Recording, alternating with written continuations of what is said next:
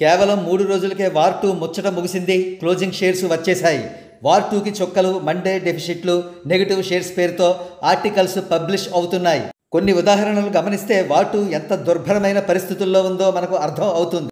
War 2 Telugu no share in Nizam on first Monday. Leave aside morning and matinee shows. The main theatre Sudarshan 35mm had less than 5% occupancy for the first show 6 p.m. pathetic. Hyderabad city main theatre Sudarshan 35mmలో కేవలం 5% seats మాత్రమే నిండిని అంటే war 2 ఎంత దారుణమైన పరిస్థితుల్లో ఉందో మనకు అర్థం అవుతుంది. కృష్ణా డిస్ట్రిక్ట్ పరిస్థితికి వస్తే 5th డే షేర్ నిల్ అంటే 0 షేర్ అన్నమాట. ఇక war 2 day 5 deficit in Nizam, east, Krishna and Guntur.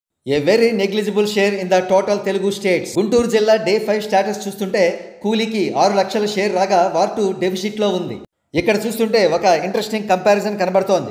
Kingdom day 1 greater than War 2 day 1 అంటే కింగ్డమ్ షేర్స్ వార్ 2 షేర్స్ కంటే కూడా డే 1 ఎక్కువ అన్నమాట. Kingdom closing greater than War 2 closing అంటే Kingdom closing shares War 2 closing shares కంటే ఎక్కువ అన్నమాట.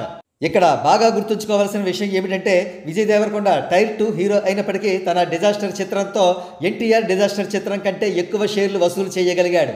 దీన్ని బట్టి చూస్తుంటే ఎన్టీఆర్ గారు టైర్ 2 స్థాయికి వచ్చేశారనే అనుమానాలు కలుగుతున్నాయి. ఇక్కడ చూస్తే shocking. Day 5 Nizam share war 2 Telugu 0, కూలీ 20 lakhs to 46 lakhs. Massive deficits for war 2 Telugu version despite the hype content failed to hold ground. All together war 2 అన్ని వెర్షన్స్ కలుపుకుని 200 కోట్లకు పైగానే నిర్మాతలకు నష్టాన్ని మిగిల్చింది అని అంటున్నారు. ఒక్క తెలుగు వెర్షన్లోనే డిస్ట్రిబ్యూట్ చేసిన నాగవంశీ గారికి 60 కోట్ల వరకు లాస్ వచ్చిందని అంటున్నారు. ఏదేమైనా వార్ 2 చిత్రం కనీ విని ఎరుగని డిజాస్టర్గా చరిత్రలో మిగిలిపోనుందని చెప్పక తప్పదు.